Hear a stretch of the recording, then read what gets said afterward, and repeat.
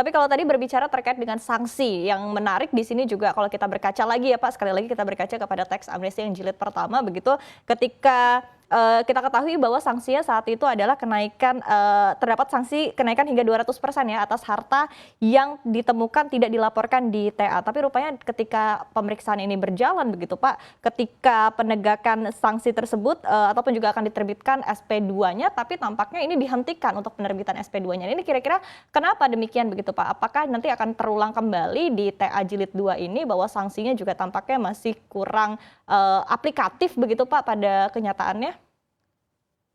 Ya, dalam program PPS ini beberapa hal dibedakan dari teks amnesti. Misalnya yang pertama, kalau dulu ketika wajib pajak sedang diperiksa, otomatis berhenti ketika dia ikut amnesti. Kali ini tidak. Mesti diselesaikan dulu pemeriksaannya dan membayar pajak sejumlah yang ditentukan sesuai dengan undang-undang, termasuk yang sedang diperiksa, bukti permulaan maupun penyidikan. Lalu juga yang membedakan tarif yang lebih tinggi. Tujuannya memang untuk memberikan fairness. Wajib pajak diberi relaksasi, tetapi pemerintah atau negara juga berhak mendapatkan haknya. Jadi pemotongan atau penurunan tarif semata-mata karena mempertimbangkan kondisi pandemi, di mana wajib pajak yang ingin membayar itu pun mengalami kesulitan ekonomi. Nah, skema sanksi itu pun juga terus kita mitigasi. Kalau tahun 2016 ada sanksi 200%. Ini yang memberatkan, karena banyak wajib pajak yang ternyata belum patuh, tetapi ingin patuh, takut saat ini, khawatir.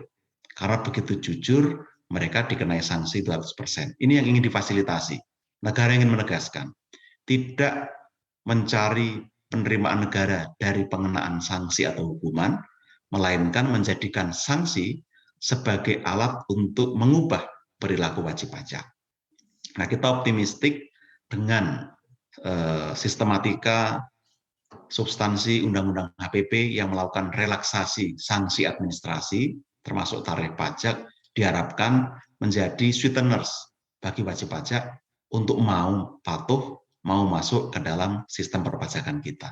Itu kira-kira skema yang kita pikirkan dan harapannya memang program ini bisa berjalan dengan sukses, dengan lancar. Semua disiapkan saat ini, selain aturan juga perangkat teknis. Kita nanti akan menggunakan semua dengan sistem online, dan aturan turunnya juga disiapkan, termasuk instrumen investasi yang akan mendukung hilirisasi dan juga investasi di energi terbarukan. Oke.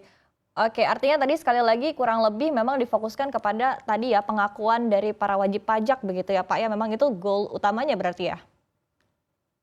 Betul, jadi kita ingin memfasilitasi pengungkapan sukarela wajib pajak bila mana ada harta yang kurang atau belum dilaporkan, diberi kesempatan dengan direlaksasi sanksi maupun tarif pajaknya.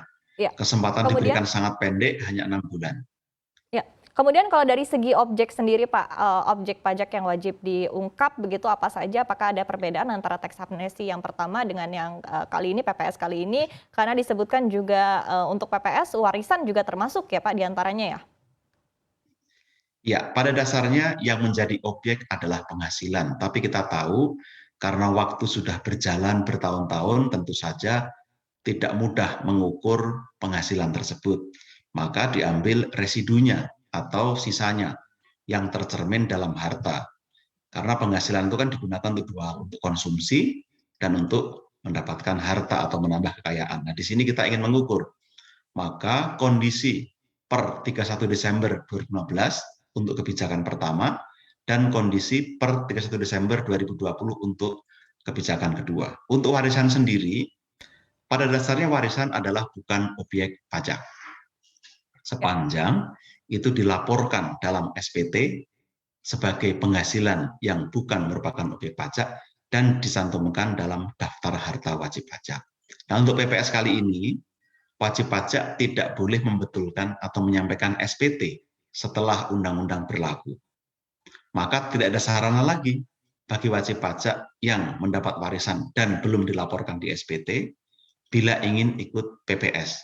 Mau tidak mau harus mendeklar di dalam program PPS atau di surat pengungkapan harta.